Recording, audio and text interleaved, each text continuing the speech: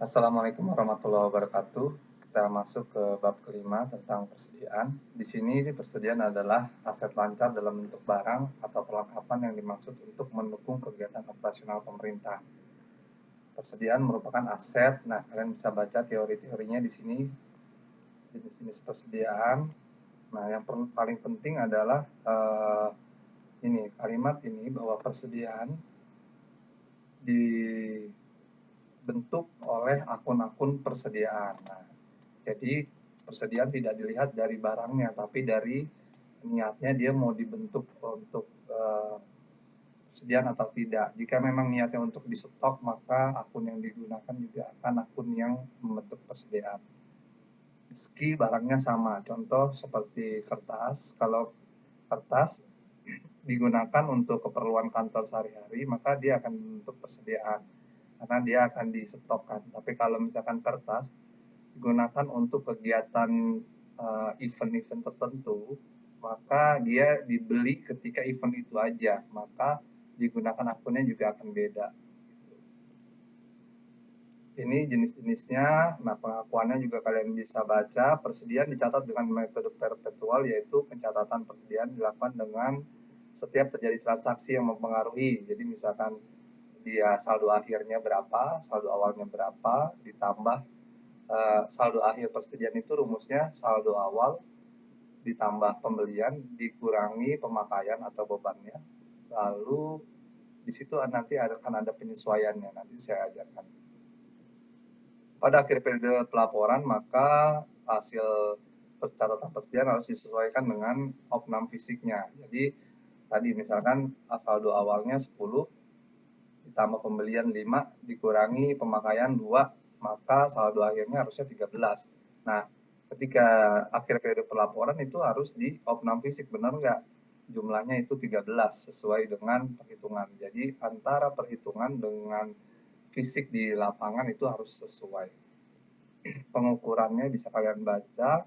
Saya langsung lanjut ke penyajian adalah di neraca, diungkapkan di caleg. Nah, ini ada penyesuaian penilaian persediaan yang saya ingin bahas di sini, bahwa persediaan pemerintah dilaporkan tadi dengan metode perpetual dan menggunakan metode first in and first out. Tapi metode ini belum bisa diterapkan sepenuhnya. Jadi persediaan menggunakan metode harga perolehan terakhir. Nah, imbasnya bahwa dengan menggunakan harga perolehan terakhir akan ada penyesuaian persediaan di situ. Nah, ini persediaan pemerintah dilaporkan dengan harga perolehan pembelian terakhir, sehingga akan terjadi selisih antara pembelian real dengan nilai persediaan di neraca. Selisih tersebut akan dilaporkan di jurnal, dan selisih tambah dan kurang ini secara otomatis akan dihasilkan dari aplikasi persediaan. Jadi ketika kita membeli persediaan, dokumen sumbernya itu berupa dokumen kwitansi atau faktur, itu akan dicatat oleh aplikator persediaan. Nanti belanjanya SP2D-nya akan dicatat oleh Saiba. Nah, nanti akan ada cross antara jurnal dari aplikasi persediaan dengan jurnal dari aplikasi Saiba. Nah, saya akan bahas ini tentang penyesuaian persediaan. Ini udah ada saya bikin contohnya. Tanggal 11 Januari membeli 10 rim kertas dengan harga 5.000. Persediaannya maka 10 kali 5.000, 50.000. Tanggal 12 dibeli 2 rim dengan harga 6.000, maka 2 rim kali 6.000, 12.000. Nah, ditambah 50 tambah 12, 62.000. Ini berdasarkan saldo akhir berdasarkan perhitungan real ya. Tapi di sini harganya beda, 5.000 dan 6.000. Maka kalau digunakan metode harga perolehan terakhir, total kuantitasnya 10 tambah 2, 12 rim dikali 6.000 harga perolehan terakhirnya jadi 72.000.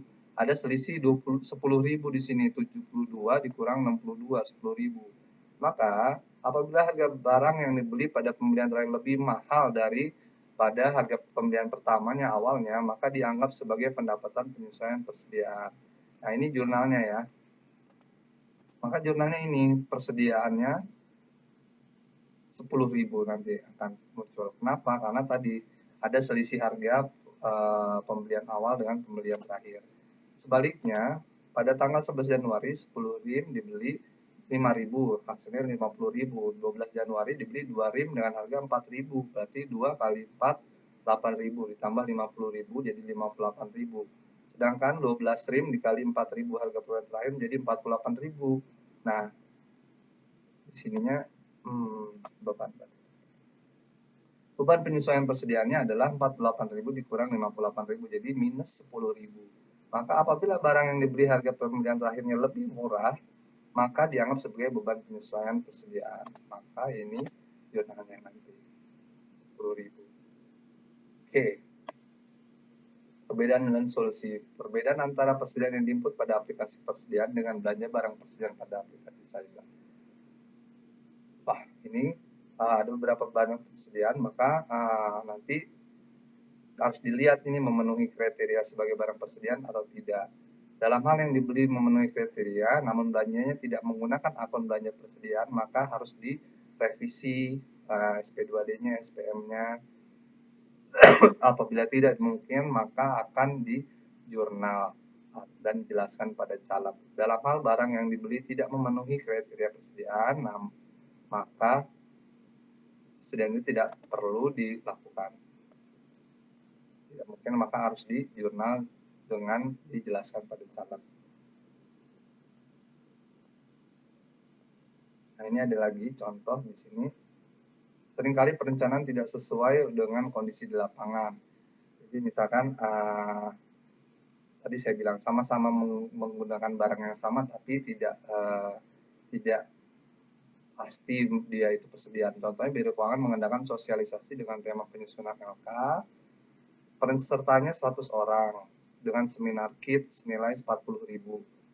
Dengan menggunakan akun ini, pada saat itu yang hadir hanya 30 dan barang tersisa 2.800.000. Maka dianggap material dan input persediaan. Maka ini persediaan perlu dicatat. Walaupun tadi awalnya dia tidak menggunakan akun pembentuk persediaan, tapi karena dianggap dia ini material, maka ini bisa dicatat di persediaan dengan menggunakan Opnam Visit. Pada aplikasi persediaan nanti di aplikasi Saibanya juga akan dilakukan jurnal untuk menghilangkan persediaan belum diregisternya, seperti yang sudah kita pelajari di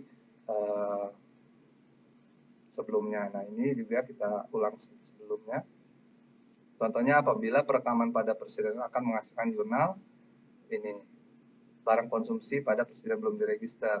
Nah, aplikasi Saiba juga mencatatnya demikian. Kita harus menggunakan menghilangkan persediaan belum registernya ini, karena dia ada di kredit, di sini ada di debit, maka dia akan saling menghilangkan. Jadi jurnal yang tersisa hanya barang konsumsi dengan belanja bahannya. Belanja bahannya tadi yang pembelian yang ini kan. Ini. Jadi belanja beban bahannya akan dihilangkan, diganti dengan persediaannya ini.